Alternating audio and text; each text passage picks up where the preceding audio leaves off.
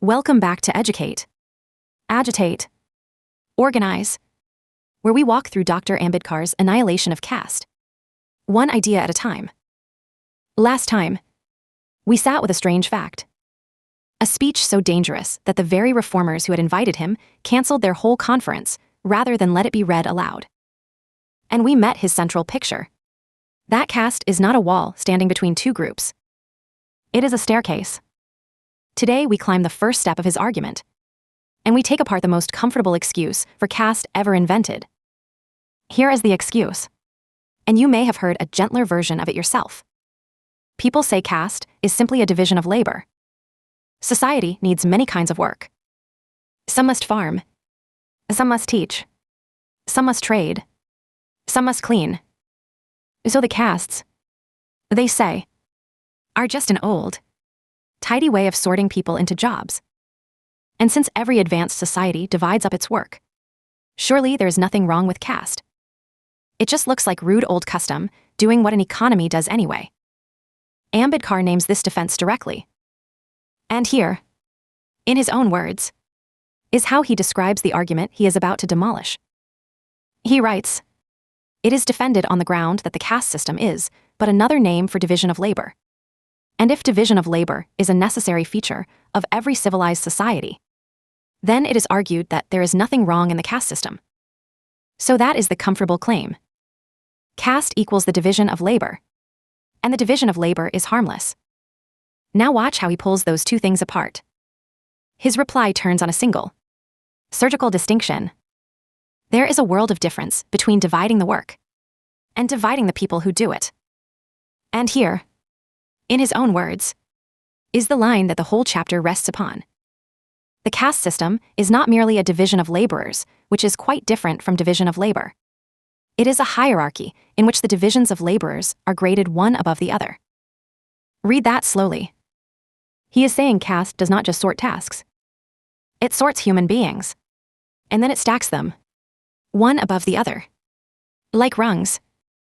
Think about what that means in plain life. A division of labor is horizontal. The baker and the builder stand side by side, doing different work, equal in dignity. And crucially, you can change your work. But caste is vertical, and it is fixed at birth. You did not choose your rung, and you cannot leave it. You can change a job in a morning. You cannot change a caste in a lifetime. That is the difference between dividing labor and dividing laborers. And he is careful, because he is not against the division of work itself. He admits that every advanced society needs people doing different jobs. His quarrel is with what caste adds on top: the unnatural stacking of the workers themselves into sealed, ranked compartments. To press it home, he points out how strange this is by world standards. And here, in his own words again, in no other country is the division of labor accompanied by this gradation of laborers.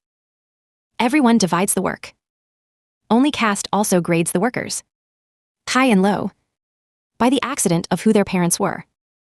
Then he twists the knife on the question of efficiency, because efficiency was supposed to be caste's whole defense. He notes that the division of labor caste creates is not based on choice. Individual preference has no place in it. Your task is appointed to you in advance, selected not on the basis of your trained capacities, but on the social status of your parents. It rests, he says, on the dogma of predestination. You are born into your work as into a sentence. And that, he argues, is a disaster even on its own narrow terms. The greatest evil in such a system is not only the poverty it causes. It is that so many people are locked into callings that make no appeal to them at all. Work they did not pick, cannot leave, and quietly hate. A system that assigns your trade by birth and forbids you to change it, even when you are starving, is not honoring talent. It is wasting it, on a civilizational scale. Now, here is the deeper insight. The thing most people never quite see when they think about caste. Ambedkar does not stop at saying caste is unjust or inefficient. He says caste is a kind of machine, and he asks what that machine is for.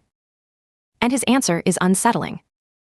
Caste, he argues, is the most effective device ever built for keeping the poor from ever uniting. Hold that against the great promise of his century. Across the world, socialists expected the workers to recognize one another, to see past their masters, and to unite by class. Ambedkar warns the socialists of his own country that in India this will not happen. And he tells them why. And here, in his own words, is the warning. Turn in any direction you like. Caste is the monster that crosses your path. You cannot have political reform. You cannot have economic reform, unless you kill this monster. He is telling them, your revolution will fail, because something stands in front of it that you have not understood. And that something is caste, splitting the working poor against each other. Picture two men, both desperately poor, both crushed by the same landlord. By every measure of class, they are allies. But caste has placed one a rung above the other. And the man on the higher rung would rather guard his small scrap of dignity than share food with the man below. His superiority is the one thing poverty cannot take from him. And he will not give it up. So the two never unite. The landlord sleeps soundly. That is the quiet genius of it. Caste did not merely oppress people. It inoculated India against class solidarity, against the very idea of the poor recognizing one another as one. It is why the revolution that swept other lands never caught here. The fuel was soaked, but caste kept the workers from ever striking the match together. Caste is not a division of labor. It is a division of laborers. And a people divided that finally can be ruled forever. So we are left with a hard question. If caste keeps the poor weak and divided, if it wastes talent and chains people for life, then why on earth do the people crushed at the very bottom go along with it? Why would the lowest defend the ladder that stands on their backs? That is the puzzle we open next time. In Chapter 3, Why Caste Survives. Everything you have heard today is Dr. Ambedkar's own argument.